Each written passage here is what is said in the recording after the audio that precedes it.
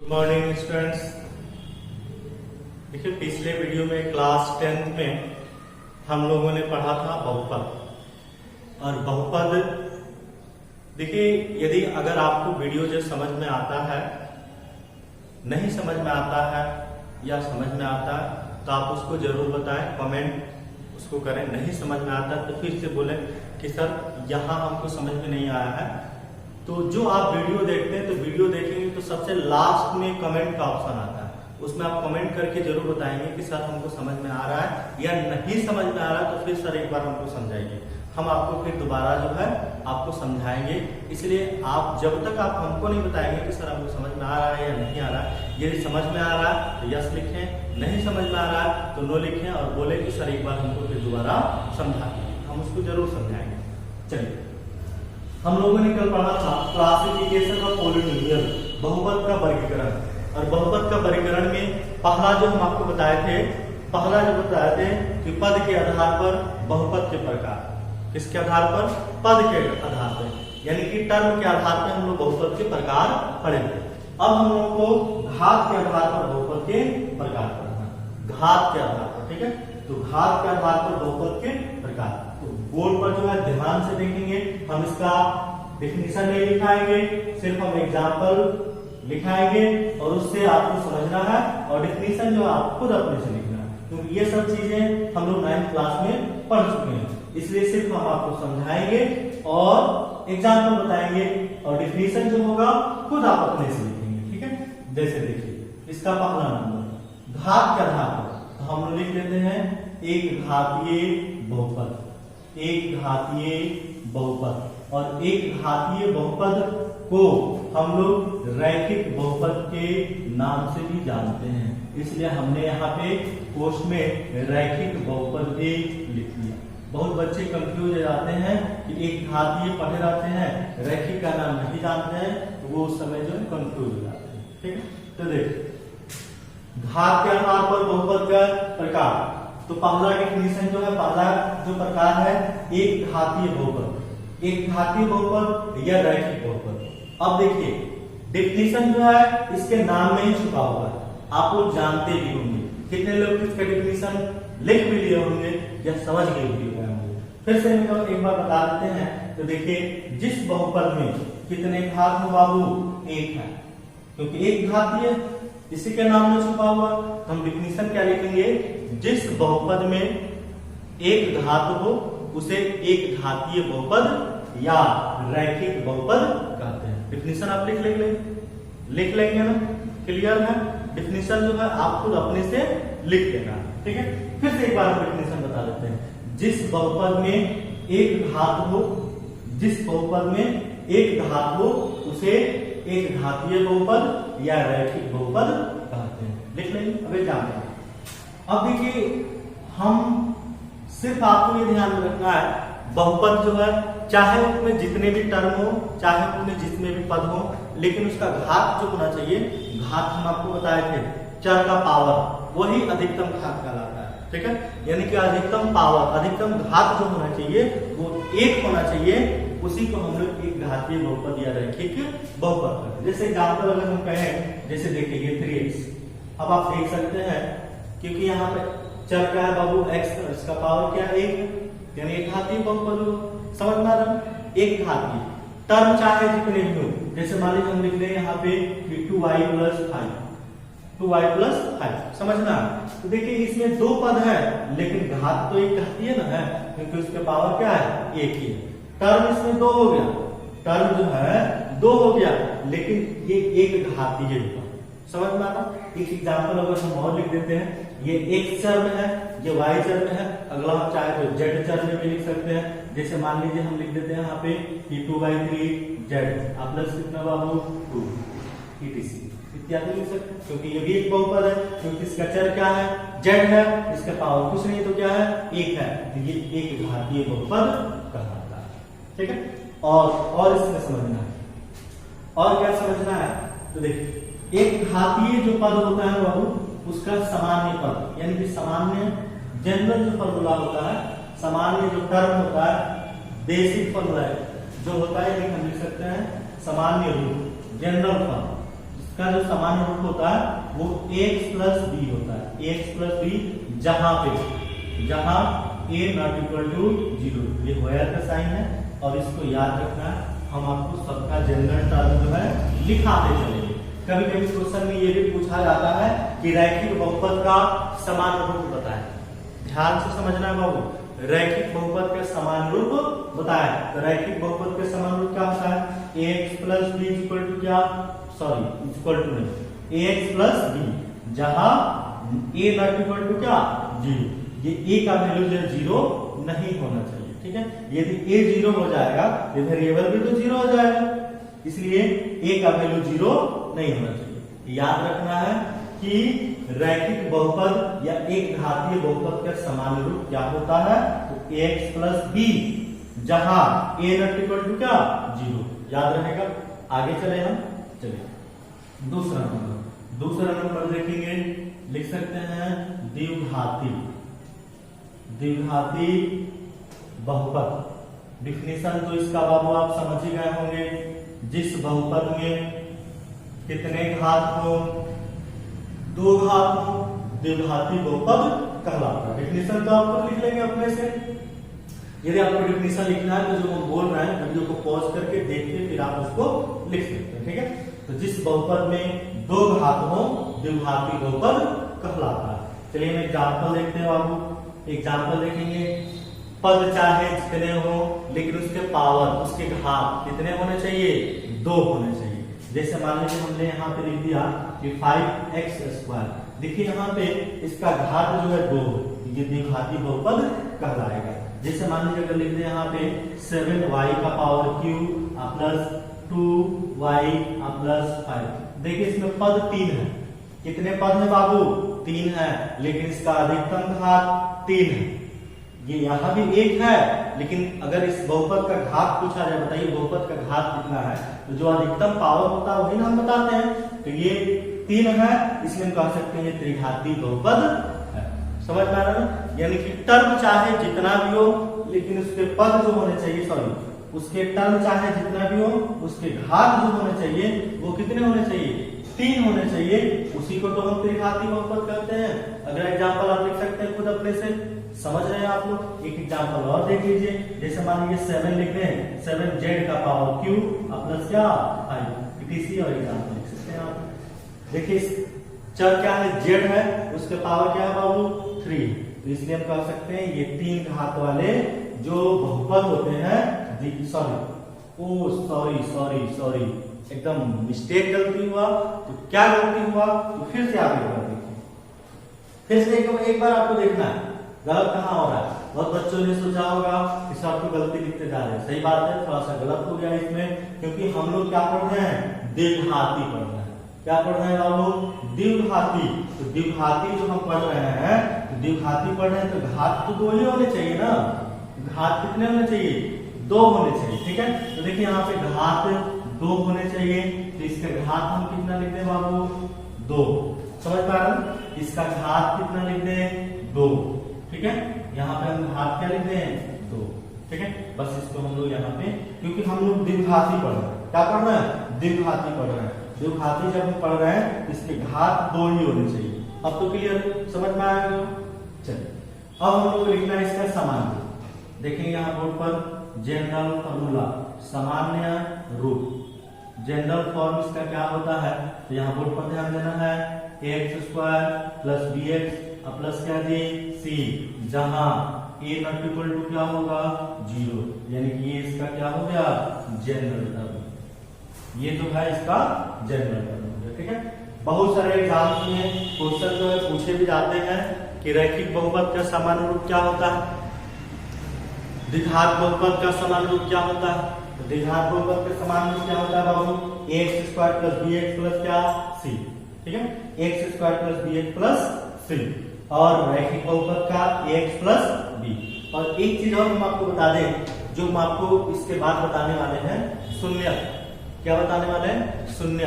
ठीक है, तो शून्य देखिए, जिस बहुपद में जितने घात होते हैं, जिस बहुपद में जितने घात होते हैं उतने ही शून्यकों की संख्या होती है। जिस बहुपद में जितने अधिकतम घात होते हैं, अधिकतम घात, तो जिस बहुपद में अधिकतम, जितने अधिकतम घात होते हैं उतना ही शून्यकों की संख्या होती है। तो देखिए यहाँ पे अगर हम कहें रैखिक बहुपद में शून्यकों की जो संख्या होगी, हम यहाँ इसको लिख भी सकते हैं शून्यकों की संख्या, शून्यकों की संख्या।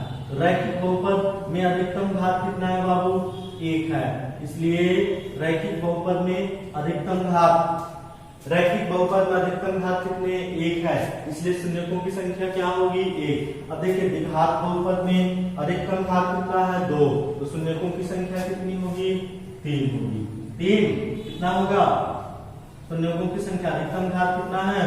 2 है, इसलिए अधिकतम घात जब 2 है तो शून्यकों की जो संख्या होगी वो हम कितना लिखेंगे? 2 लिखेंगे। क्या लिखेंगे बाबू? 2। ठीक है, ये सब ऑब्जेक्टिव क्वेश्चन में पूछा जाता है कि द्विघात बहुपद के शून्यकों की संख्या कितनी है? तो द्विघात बहुपद के शून्यकों की संख्या 2। रैखिक बहुपद या घातीय बहुपद के शून्यकों की संख्या कितना? 1। समझ में आ रहा है? जनरल फॉर्म और ये भी जनरल फॉर्म। ठीक है, ये इतना याद रखेंगे। अब हम लोग आगे आप लोगों को तीसरा बताने जा रहे हैं। तीसरा टर्म क्या होता है? ठीक है, चलिए इसको आप जो है नोट कर लेंगे और नोट करने के बाद इसको याद भी जरूर करें। चलिए हम लोग आगे देखते हैं। आपको लिखना होगा तो वीडियो को पॉज करके भी आप उसको लिख सकते हैं। ठीक है, चलिए देखिए, यदि आपको समझ में आ रहा होगा तो आप जो है कमेंट जो है जरूर करेंगे और बताएंगे कि सर हमको समझ में आ रहा है या नहीं समझ में आ रहा है, कि सर हम फिर से एक बार वहां बता दीजिए।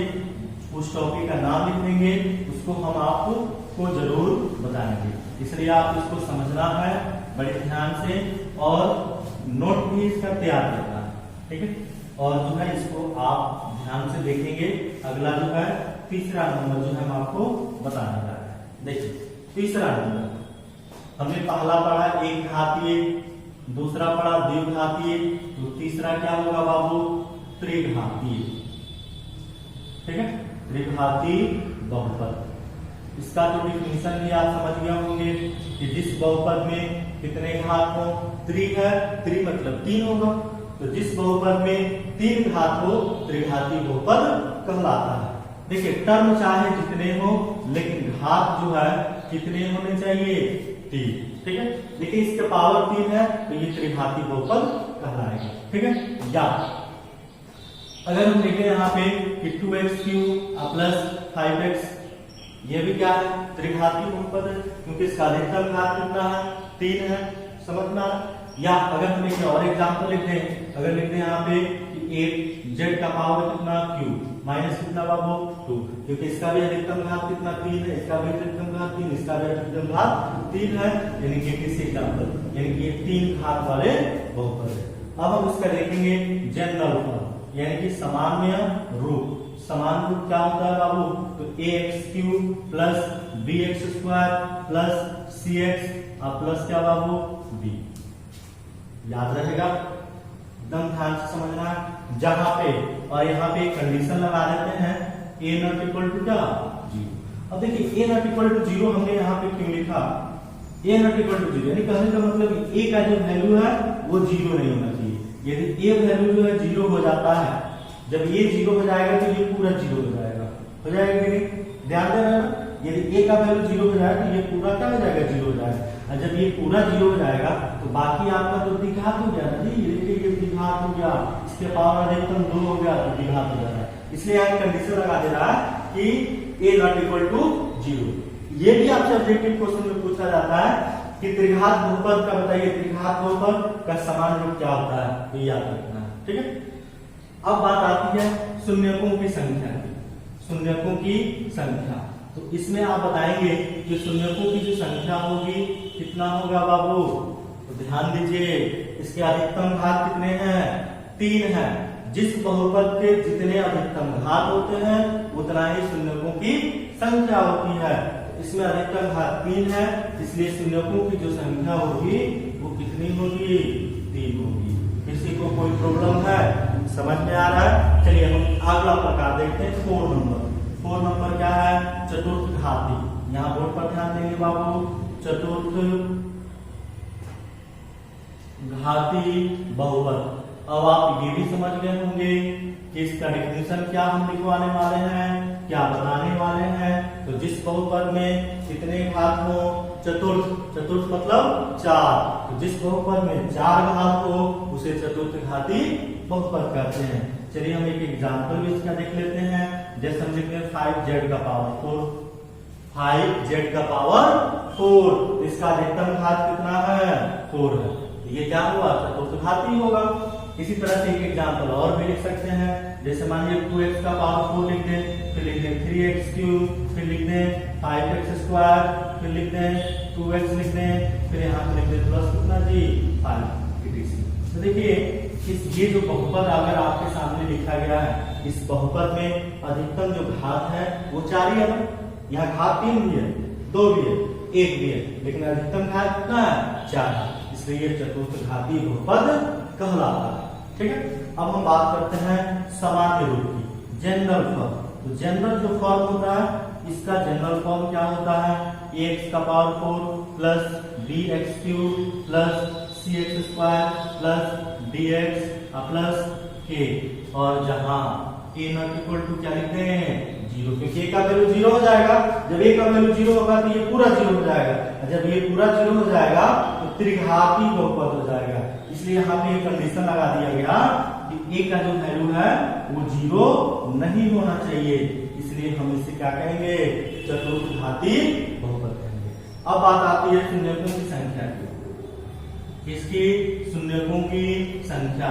तो अब आप बता सकते हैं शून्यकों की जो संख्या होगी वो कितनी होगी बाबू, कितनी होगी, कितनी, अधिकतम घात कितने हैं इसमें, 4, इसलिए अधिकतम घात जब 4 है तो शून्यकों की संख्या कितना, 4। अब आप समझ गए होंगे, अब आप समझ गए होंगे कि कैसे हम लोग इसको ज्ञात करते हैं। ठीक है, अब यहाँ देखिए त्रिघाती बहुपद हुआ, ये चतुर्थ घाती बहुपद हुआ। तो ये जो है इसका समान रूप याद रखना है, डेफिनेशन याद रखना है, एग्जांपल याद रखना है, शून्यकों की संख्या याद रखना है। अगर हम आपसे पूछे कि द्विघात बहुपद में शून्यकों की संख्या कितनी, द्विघात 2, अधिकतम घात 2 है, इसलिए शून्यकों की संख्या 2 होती है। त्रिघात बहुपद में शून्यकों की संख्या 3, त्रिघात क्योंकि अधिकतम घात कितने 3, चतुर्थ घात में शून्यकों की संख्या कितना, चतुर्थ है तो 4 घात होगा, इसलिए शून्यकों की संख्या 4। ठीक है, तो ये जो जनरल फॉर्म हो गया, इसका एग्जांपल डेफिनेशन जो है खुद आप अपने से लिख लेंगे और इसको समझ लेंगे। ठीक है, अब हम आगे बढ़ें। जिसको यदि नहीं समझ में आ रहा होगा तो कमेंट में जरूर बताएंगे, सर यहाँ हमको नहीं समझ में आ रहा है, एक बार फिर बताइए, तो हम इसको फिर बताएंगे। ठीक है, चलिए इसके बाद सब लोग आपको आगे बढ़ते हैं। ठीक है, चलिए इसको नोट आप कर लेंगे। अब जो हम लोग आगे बढ़ने वाले हैं वो है बहुपद का मान। तो बहुपद का मान हम लोग कैसे निकालते हैं, जो हम लोग पीछे 9th क्लास में पढ़े हैं, लेकिन चलिए हम एक बार फिर से रिकॉल करते हैं, रिवाइज करते हैं कि बहुपद का जो मान है हम लोग कैसे बहुपद का मान निकालेंगे। देखिए जो भी पढ़ाया जा रहा है उसको आप रिवीजन जो है जरूर करेंगे, बार बार हम आपको बताते हैं, और उसका नोट्स भी जरूर बनाएंगे, नोट्स बनाते रहेंगे। जब आपका क्लास ओपन होगा, ठीक है, तो उस समय जो है हम उसको चेक करेंगे, इसलिए जो है वीडियो को देखते रहें और अपना नोट्स जो है बनाते रहें। ठीक है, जिसको भी नहीं समझ में आता है वो इन्फॉर्म करेंगे, सर ये क्वेश्चन जो है आप हमको बता दीजिए, या इस टॉपिक में हमको नहीं समझ में आया है, उसको हम फिर से दोबारा आपको समझाएंगे। ठीक है, अब हम लोग आगे क्या पढ़ने वाले हैं, तो बहुपद का मान। तो बहुपद का मान, बहुपद का जो मान है हम लोग कैसे निकालते हैं, अब हम लोग को वही जो है पढ़ना है। तो चलिए हम लोग देखते हैं बहुपद का मान कैसे निकालेंगे। ठीक है, हम ये लिख दें बहुपद, बहुपद का मान, वैल्यू ऑफ पॉलिनोमियल। ठीक है, वैल्यू निकालना है किसका, तो बहुपद का, पॉलिनोमियल का। ठीक है, देखिए बहुपद का मान जो है इसका डेफिनेशन क्या होता है। अब इसका डेफिनेशन हम लोग कैसे लिखेंगे, अब इस चीज को आपको जो है समझना, इसका बहुपद का डेफिनेशन जो है हम लोग कैसे लिखेंगे। तो बहुपद का जो डेफिनेशन होता है कैसे हम लोग बहुपद का डिफिनेशन लिखेंगे, थोड़ा सा आप बोर्ड पर जो है ध्यान से लिखना, बोर्ड पर ध्यान से लिखेंगे। ठीक, हम क्या लिखेंगे,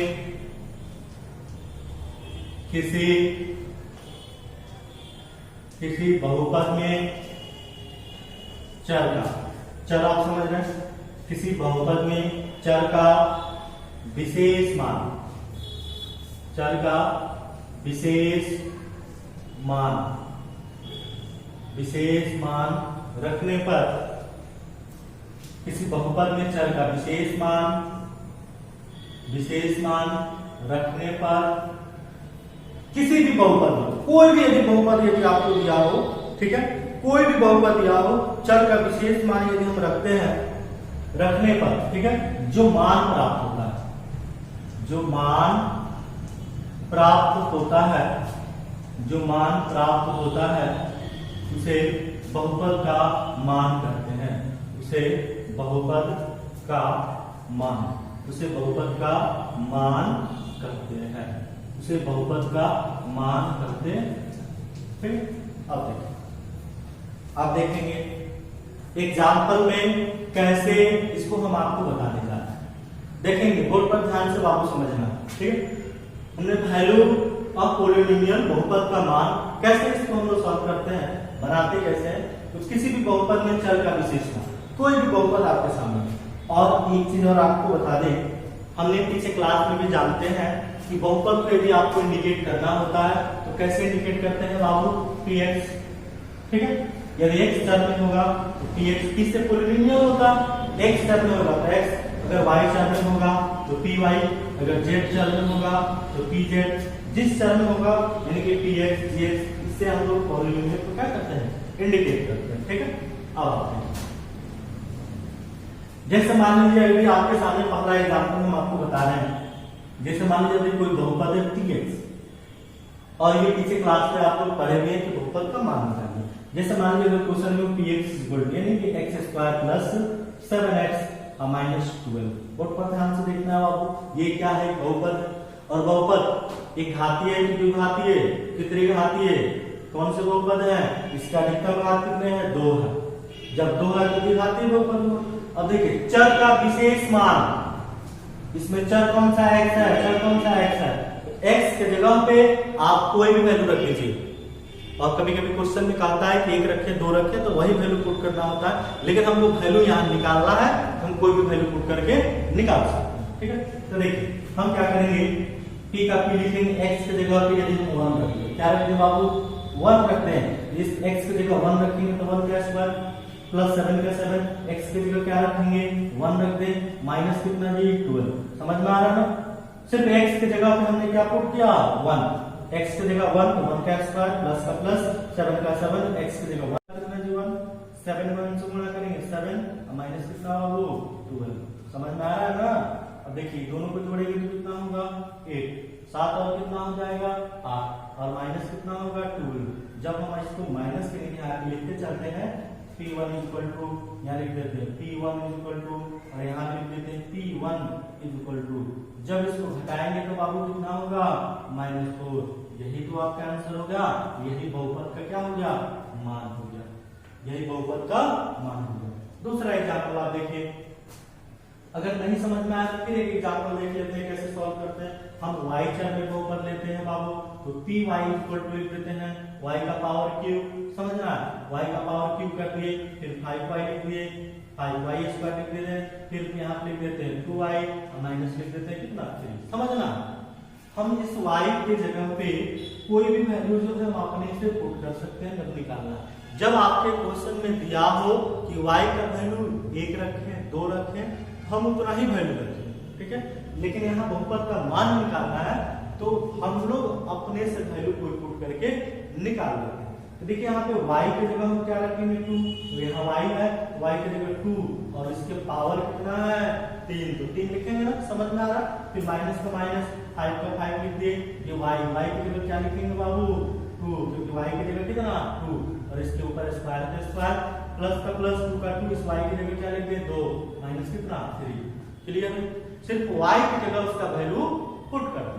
ठीक है, अब देखिए हम क्या लिखेंगे, p का p लिखेंगे, ये 2 का 2 लिखेंगे इक्वल टू 2 का पावर 3 कितना होता है 8 हो गया, 2 का पावर 3 कितना 8, माइनस हो जाएगा 5 का 5 इंटू 2 का स्क्वायर कितना जी 4, अब प्लस 2 में 2 से गुना करेंगे कितना 4, माइनस कितना हो गया 3। ठीक है, सिर्फ सॉल्व कर देना। अभी हो जाएगा आपका P2, अब देखिए ये हो जाएगा 1 का 1, 5 होगा कितना 20, अब प्लस कितना, जब इसको घटा देंगे 4 में से 3 जाएगा तो कितना 1, ये हो जाएगा P और 2। अब इसको सॉल्व करते हैं, सॉल्व करेंगे तो क्या होगा, पहले प्लस वाला जोड़ लेते हैं, जब प्लस वाला जोड़ लेंगे तो 8 के पहले प्लस और 1 के पहले प्लस, तो 8 और 1 कितना 9, माइनस 20 है, तो 20 में से यदि आप 9 घटाएंगे तो कितना होगा 11, लेकिन माइनस में होगा क्योंकि 20 के पहले क्या है माइनस, इसलिए माइनस 11 जो है आपका क्या हो गया आंसर हो गया। बस यही बहुपद का मान कहलाता है। ठीक है, तो हमने इसको सॉल्व करके क्या लिखे वैल्यू उसका निकाल दिया। ठीक है, तो इसी प्रकार से हम लोग बहुपद का मान निकाल सकते हैं। ठीक है, इसको जो है आप नोट कर लेना है, नहीं समझ में आएगा तो फिर बोलेंगे सर एक बार हमको समझा दीजिए, वीडियो को फिर रिवाइज करके देखेंगे, जरूर समझ में आएगा, नहीं समझ में आएगा तो जरूर हमको बताइएगा। ठीक, तो ये हम लोग निकाले बहुपद का मान। ठीक है, इसको नोट करना है और आपको बाबू नोट्स भी बनाते चलना है, जब आपका क्लास ओपन होगा तो हम लोग उसको चेक जरूर करेंगे। ठीक है, इसलिए आप नोट्स बनाते चलेंगे। ठीक है, अब हम लोग आगे पढ़ते हैं बहुपद का शून्य। देख कैसे हम लोग बहुपद का शून्य निकालते हैं, तो अपना बोर्ड पर ध्यान देना है। अपने से चाहे तो क्वेश्चन भी बनाएंगे, जब हम आपको बताएंगे कि अब आप एक्सरसाइज के भी क्वेश्चन बना सकते हैं। अभी हम लोग सब इंट्रोडक्शन में पढ़ रहे हैं कि हम लोग बहुपद का मान कैसे निकालना है, बहुपद का शून्य कैसे निकालते हैं, ये सब चीजें अभी हम आपको सिर्फ इंट्रोडक्शन में बता रहे हैं। जब आप लोग का एक्सरसाइज स्टार्ट होगा तो उसमें जो है हम आपको समझाएंगे सब कि कैसे एक्सरसाइज का क्वेश्चन जो सॉल्व करना है। और हम आपको फिर से एक बार बता दें, यदि आपके कांटेक्ट में जो विद्यार्थी हैं और उनका नंबर यदि नहीं जुड़ा है, उनके पास यदि कोई मैसेज नहीं जाता है, कोई क्लास का वीडियो नहीं डालता है, तो उसको जो है आप इन्फॉर्म करेंगे, उनका जो नंबर जो है जोड़ दिया जाएगा और उनके पास भी क्लास का जो वीडियो है जाने लगेगा। ठीक है, इसलिए आप उनको जो है इन्फॉर्म करेंगे, उनका नंबर जो है हम लोग जोड़ देंगे। ठीक है, अब हम लोग को क्या पढ़ना है बाबू, तो अब पढ़ना है बहुपद का शून्य। देखिए आप लिखते हैं बहुपद का शून्य, बहुपद का शून्य। ठीक है, जीरोज। ठीक है, जीरो ऑफ पॉलिनोमियल।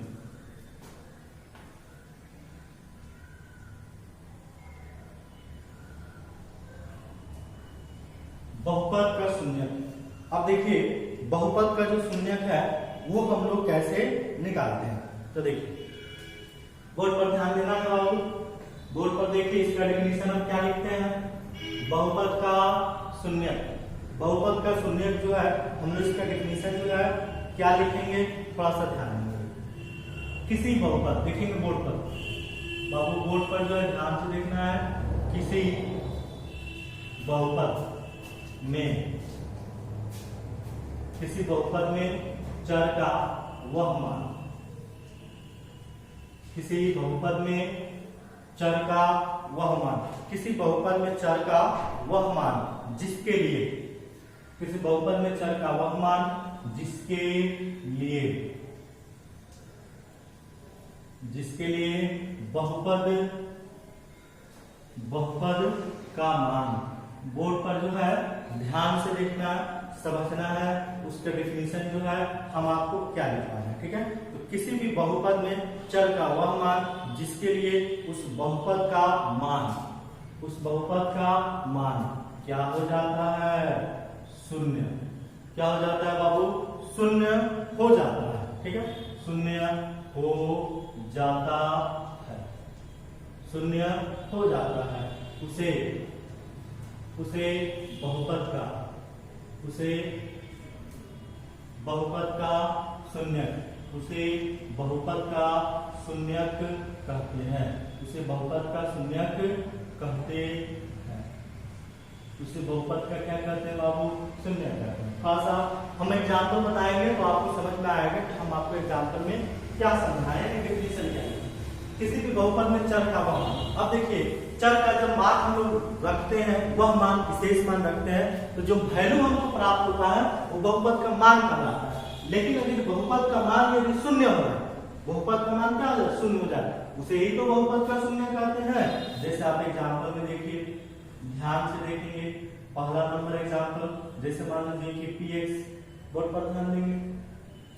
यदि मान लीजिए अगर कोई एग्जाम्पल यदि आपके सामने जो है दिया, क्या दिया हो एग्जाम्पल, और बताइए कि उसका शून्य कितना होगा या शून्य को होगा कि नहीं होगा। तो मान लीजिए x square minus 7x plus कितना 2।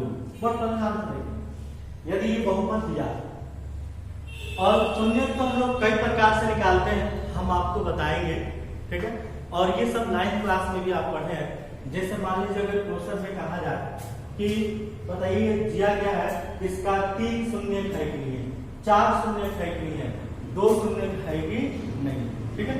तो शून्य निकालने का भी तरीका होता है, नहीं भी दिया हो, लेकिन अगर सिर्फ जांच करने के लिए कहा जाए कि इस बहुपद का 4 शून्य है कि नहीं है, 3 शून्य है कि नहीं है, तो हम लोग कैसे उसको जांच करेंगे, ठीक है। तो देखिए हम इसमें क्या करेंगे, यदि कहा जाए यहाँ पे x की जगह हम 3 रखते हैं, एक एक करके देखते रहेंगे, ठीक है। x की जगह क्या रखते हैं? 3 रखते हैं, या हम एक एक करके वैल्यू पुट कर देते हैं, एक एक करके वैल्यू पुट कर देते हैं। पहले हम 1 रख देते हैं, क्या रखते हैं? 1 रखेंगे तो 1 का स्क्वायर होगा माइनस 7 इंटू क्या होगा बाबू? 1 होगा प्लस कितना 12। हम आपको डायरेक्ट लिख के यहाँ वैल्यू पुट करेंगे, समझेंगे। 1 का स्क्वायर 1 होगा, तो 1 होगा, 1 और 12 13 होगा, 1 और 12 कितना 13, और 13 में से 7 घटाएंगे तो कितना हो जाएगा? 6। समझ में आ रहा है कैसे लिखेंगे? 1 का स्क्वायर 1, दोनों प्लस वाला पहले जोड़ लिए, 12 और 1 13, जब इस दोनों को गुणा करेंगे 7 होगा, 13 में से 7 घटा दिए कितना? 6। क्लियर? अब देखिए हम P2 का वैल्यू हम डायरेक्ट लिखेंगे और आपको समझना होगा 2 का स्क्वायर, x की जगह 2 का स्क्वायर, 7 इंटू कितना बाबू 2 प्लस कितना 12 बराबर, समझ पाना। क्योंकि x की जगह आपने क्या रखा? 2, x की जगह क्या रखा? 2। डायरेक्ट लिखते हैं, डायरेक्ट सॉल्व करेंगे। 2 का स्क्वायर कितना? 2 का स्क्वायर 4, और ये कितना है? 12, 12 4 16, 16 में से कितना घटाएंगे? 7 गुना 14, तो 16 में से 14 घटाएंगे तो कितना होगा? 2। समझ में आ रहा है ना? अब देखिए, अब हम यहाँ P3 यानी कि x की जगह क्या रखेंगे बाबू? 3, यहाँ जाएगा 3 का स्क्वायर माइनस 7 इंटू कितना जी? 3 और प्लस कितना? 12 इक्वल टू, ठीक है। अब देखिए 3 का स्क्वायर बोलो, 3 का स्क्वायर 9, 9 और 12 कितना? 21 और 7 3 21, 21 घटेगा कितना? माइनस के साइन है, 21 में से 21 घटेगा तो कितना होगा? 0। आगे वैल्यू निकालते हैं, 1 2 और निकाल लेते हैं। अब हम अगला वैल्यू निकाल लेते हैं, 1 रख दिए, 2 रख दिए, 3 रख ले और 1 रखते हैं हम लोग कितना? 4। हम लोग माइनस में भी वैल्यू रख सकते हैं, नेगेटिव में -1 -2 -3 भी रखा जा सकता है। अब देखिए जब 4 रखते हैं तो x की जगह क्या रखेंगे? 4 का स्क्वायर माइनस 7, x की जगह कितना बाबू? 4 प्लस कितना? 12। हम डायरेक्ट लिखेंगे 4 का स्क्वायर कितना जी? 16, 16 12 कितना? 28 और 7 चौका 28, तो 28 में से 28 घटेगा तो 0, यानी कि P4 का भी वैल्यू कितना आ गया? 0। उसी तरह से हम लोग वैल्यू एक एक करके रख सकते हैं। लेकिन अगर क्वेश्चन में देखा जाए, ये कह रहा है कि बहुपद का मान शून्य हो जाता है, वही उस बहुपद का शून्य कब आता है? तो देखिए किस पर बहुपद का वैल्यू जो शून्य हो जाता है, यानी कि 3 रखते हैं तब शून्य आया, 4 रखे तब शून्य आया, क्या 1 शून्य आया? नहीं। तो अगर पूछा जाए इस बहुपद का शून्य 1 होगा? 1 हो सकता है? नहीं हो सकता है। 2 होगा जी? नहीं हो सकता है। इस बहुपद का शून्य कितना होगा? 3 होगा, नहीं तो क्या होगा? 4 होगा। चूंकि हम लिख सकते हैं यहाँ पे कि 3 और 4, क्योंकि यहाँ देखिए x का पावर 2 द्विघात बहुपद है, इसके शून्यों की संख्या कितनी होगी? 2 होगी। जब द्विघात है तो 2 ही होगा ना, 2 के अलावा तो कोई होगा नहीं, यानी कि 2 बहुपद के शून्य कहा गया। लिख सकते हैं 3 और 4 बहुपद, बहुपद क्या है बाबू, px is equal to x square minus 7x plus कितना 12 के शून्यक, यही बहुपद का क्या हो गया, शून्यक हो गया। ठीक है, यानी कि जिस बहुपद पर वैल्यू रखते हैं यदि 0 आ जाता है वही उस बहुपद का क्या कहलाता है, शून्यक कहलाता है। अब हम लोग ऐसे भी नहीं दिया हो तो हम लोग बहुपद का शून्यक कैसे ज्ञात करेंगे, वो हम लोग अगली वीडियो में देखेंगे। बहुत मेथड है निकालने का, शून्यक निकालने का, तो उसके हम लोग अगले वीडियो में देखेंगे। अब हम लोग को अगला टॉपिक पढ़ना है, क्या पढ़ना है, अब इस चीज को ध्यान देना। जैसे मान लीजिए कि ग्राफ दिया हो, अब एक्सरसाइज भी आप बनाएंगे, वैसा हम आपको बताते हैं। यदि ग्राफ दिया हो और ग्राफ से पता करना हो, बताइए शून्यकों की संख्या कितनी होगी। या तो चलिए हम लोग देख लेते हैं वीडियो को और इसको जो है आप नोट कर लेंगे। ठीक है, नोट करके इसको समझेंगे और हम आपको आगे बताने जा रहे हैं। ठीक है, देखिए आगे क्या है, तो इस चीज को भी आपको समझना है कि आगे जो है हम लोग क्या पढ़ने वाले हैं। ठीक, देखिए इसके बाद से हम लोग को आपको बता रहे हैं। तो सबसे पहले तो हम आपको बता देते हैं, कुछ क्वेश्चन लिख देते हैं और कुछ क्वेश्चन में हम आपको बता देते हैं कि बताइए इसमें शून्यकों की जो संख्या है वो कितनी होगी, शून्यकों की संख्या जो है कितनी होगी। ठीक है, तो हम कुछ क्वेश्चन लिखेंगे, कुछ बहुपद लिखेंगे और आपको उसको बताना होगा शून्यकों की संख्या। ठीक है, शून्यकों की संख्या, तो शून्यकों की संख्या जो है कितनी होगी। ठीक है, तो हम लोग ग्राफ के माध्यम से भी बता सकते हैं शून्यकों की संख्या कितनी होगी, या इस तरीके से भी हम लोग बता सकते हैं शून्यकों की संख्या कितनी होगी। चलिए कुछ क्वेश्चन लिख देते हैं और आपको बताना होगा शून्यकों की संख्या। देखिए क्वेश्चन है, जैसे हम आपको लिख देते हैं यहाँ पे बहुपद, हम यहाँ लिख देते हैं बहुपद यहाँ लिखा गया होगा। ठीक है, और यहाँ पे आपको बताना होगा शून्यकों की संख्या, शून्यकों की संख्या। बोर्ड पर ध्यान से देखना है बाबू, शून्यकों की संख्या आपको बताना होगा। जैसे मान लीजिए हम यहाँ पे बहुपद लिख दें, बोर्ड पर ध्यान देंगे, यहाँ लिख देते हैं 2x³ प्लस 2x प्लस कितना जी 5, और यहाँ लिख देते हैं दूसरा नंबर में कि 5y² plus 3y plus 7y का पावर 4 माइनस 3। तीसरा नंबर में बोर्ड पर ध्यान देना है बाबू, ये सब हम बहुपद लिख रहे हैं और इसमें आपको शून्यकों की संख्या बतानी है। ठीक है, और यहाँ लिख देते हैं 2x प्लस कितना बाबू 5, और 4 नंबर क्वेश्चन में लिख देते हैं कि 3x प्लस 2y² प्लस 3, वहां पे x लिख देते हैं और ये लिख देते हैं यहाँ पे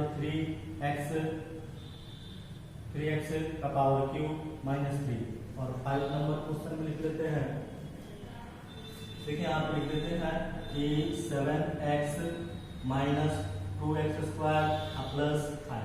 देखिए बोर्ड इसमें जो है शून्यकों की जो संख्या जो है आपको बताना है कि शून्यकों की जो संख्या होगी वो कितनी होगी।